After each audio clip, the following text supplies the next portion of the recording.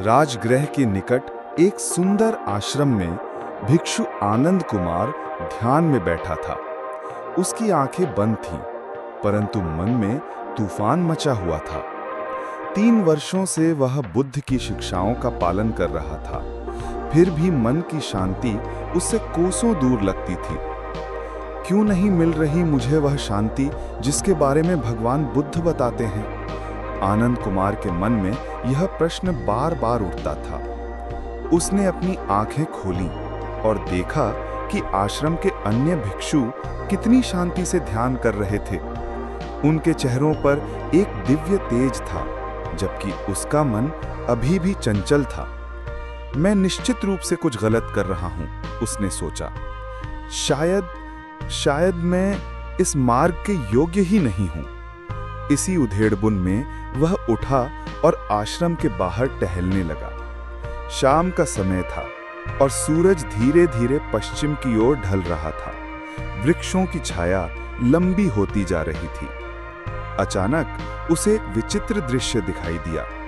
एक बड़े वृक्ष के नीचे एक छोटा पौधा उग रहा था, परंतु वृक्ष की घनी छाया के कारण उसे धूप नहीं मिल रही थी। आनंद कुमार ने सोचा, यह पौधा कभी बड़ा नहीं हो सकता, इसकी स्थिति ही गलत है। यह सोचकर उसका मन और भी व्याकुल हो गया। कहीं मेरी स्थिति भी तो वैसी ही नहीं है? कहीं मैं भी तो गलत जगह पर तो नहीं हूं? अगले दिन प्रातःकाल आनंद कुमार ने निश्चय किया कि वह स्वयं भगवान बुद्ध से मिलकर अपनी समस्या का समाधान मांगेगा। वह जानता था कि बुद्ध उस समय वेणुवन में विश्राम कर रहे थे। वेणुवन पहुंचकर उसने देखा कि बुद्ध एक बांस के वृक्ष के नीचे शांत मुद्रा में बैठे हुए थे। उनके चेहरे पर एक अद्भुत शांति थी। आनंद कुमार ने सम्मानपूर्वक प्रणाम किया और बोला, भगवान, मैं 3 वर्षों से आपकी शिक्षाओं का पालन कर रहा हूं, परंतु मुझे वह शांति प्राप्त नहीं हो रही जिसके बारे में आप बताते हैं। मेरा मन अभी भी चंचल है और मैं निरंतर तनाव में रहता हूं। कृपया मुझे बताएं कि मैं कहां गलती कर रहा हूं। बुद्ध ने धीरे से आंखें खोली और मुस्कुराते हुए कहा, आनंद कुमार, तुम्हारी समस्या का उत्तर तुम्हारे ही पास है, परंतु पहले मुझे बताओ, कल शाम तुमने क्या देखा था? आनंद कुमार चकित रह गया। भगवान, मैंने एक छोटा पौधा देखा था जो एक बड़े वृक्ष की छाया में दब गया था। अच्छा, और तुमने क्या सोचा था? बुद्ध ने पूछा। मैंने सोचा था कि ये पौधा कभी बड़ा नहीं हो सकता क्योंकि इसे धूप नहीं मिल रही। बुद्ध ने गहरी सांस ली और बोले, आनंद कुमार, चलो उस पौधे को फिर से देखते हैं। दोनों उस स्थान पर पहुंचे जहां आनंद कुमार ने कल पौधा देखा था, परंतु आज का दृश्य कुछ अलग था। दोपहर का समय था और सूरज सिर के ऊपर चमक रहा था। आनंद कुमार ने देखा कि छोटा पौधा धूप में चमक रहा था। ये कैसे संभव है भगवान? आनंद कुमार ने आश्चर्य से पूछा।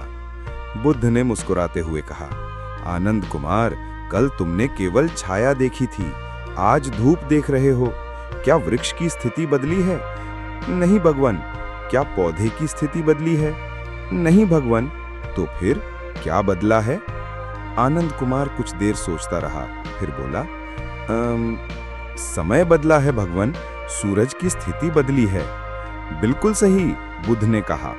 अब मुझे बताओ, कल तुमने जो छाया देखी थी वो कहाँ है? आनंद कुमार ने चारों ओर देखा, छाया कहीं नजर नहीं आ रही थी। भगवान, छाया तो गायब हो गई है। क्या छाया वास्तव में कोई वस्तु थी? नहीं भगवान, छाया तो केवल प्रकाश का अभाव था। अब तुम सत्य को समझ रहे हो, बुद्ध ने कहा। छाया कोई वस्तु नहीं है, ये केवल प्रकाश का अभाव है। जब प्रकाश आता है, छाया अपने आप गायब हो जाती है। आनंद कुमार को अब कुछ समझ आने लगा था, परंतु वो अभी भी पूरी तरह स्पष्ट नहीं था। बुद्ध ने आगे कहा, आनंद कुमार, तुम्हारे मन में जो तनाव, चिंता और अशांति है, वो भी छाया की तरह है। ये कोई वास्तविक वस्तु नहीं है, ये केवल ज्ञान के प्रकाश का अभाव है। परंतु भगवन, ये तनाव तो मुझे वास्तविक लगता है। हाँ, छाया भी वास्तविक लगती है जब तक प्रकाश नहीं आता, परंतु जब प्रकाश आता है तो पता चलता है कि छाया का कोई अस्तित्व ही नहीं था। बुद्ध ने एक और उदाहरण दिया। जब तुम रात में किसी रस्सी को सांप समझकर डर जाते हो तो क्या होता है? भगवन, जब तक अंधेरा रहता है मैं सच में डरता रहता हूं, और जब प्रकाश आता है तब पता चलता है कि वह तो केवल रस्सी थी। डर तुरंत गायब हो जाता है। बिल्कुल सही। डर कहाँ गया? भगवन, डर तो कहीं था ही नहीं, वह केवल अज्ञान था। यही है सत्य का प्रकाश, बुद्ध ने कहा। तुम्हारे मन की सारी समस्याएं, तनाव और अशांति केवल अज्ञान की छाया है। जब ज्ञान का प्रकाश आता है तो ये सब अपने आप गायब हो जाती हैं। परंतु भगवन, ये ज्ञान का प्रकाश कैसे आएगा? आनंद कुमार ने उत्सुकता से पूछा। बुद्ध ने धैर्य से समझाया।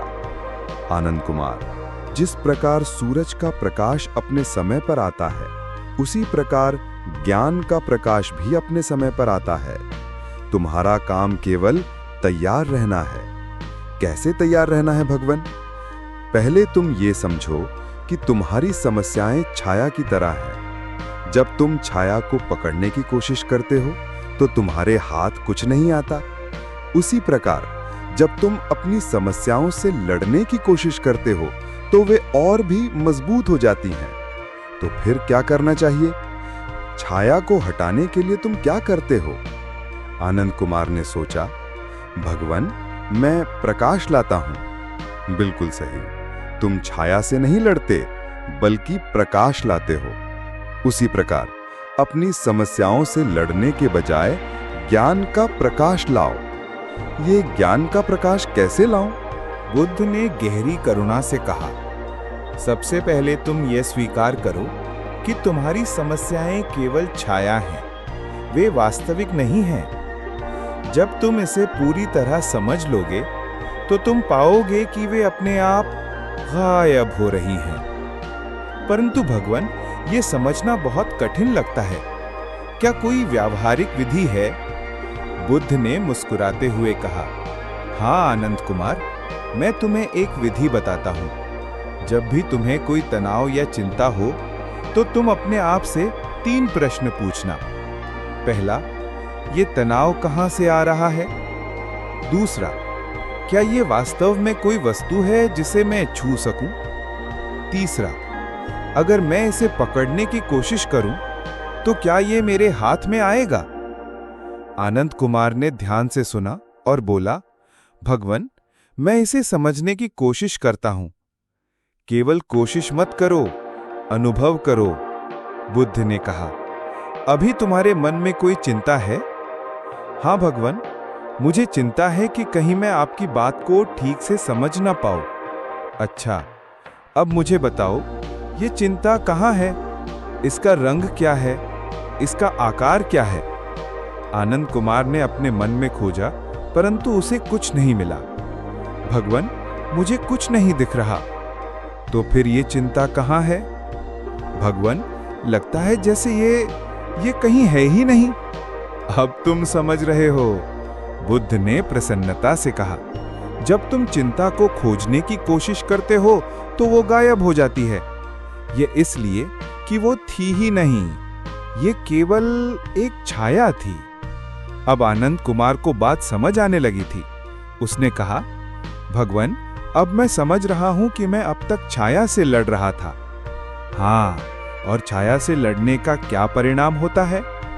भगवन, छाया और भी गहरी हो जाती है। बिल्कुल सही। जब तुम अपनी समस्याओं से लड़ते हो तो वे और भी बड़ी हो जाती हैं, परंतु जब तुम उन्हें छाया की तरह देखते हो तो वे अपने आप गायब हो जाती हैं। इस प्रकार आनंद कुमार का जीवन छाया से प्रकाश की यात्रा का एक सुंदर उदाहरण बन गया। उसकी कहानी आज भी उन सभी लोगों के लिए प्रेरणा है जो जीवन की समस्याओं से मुक्ति पाना चाहते हैं।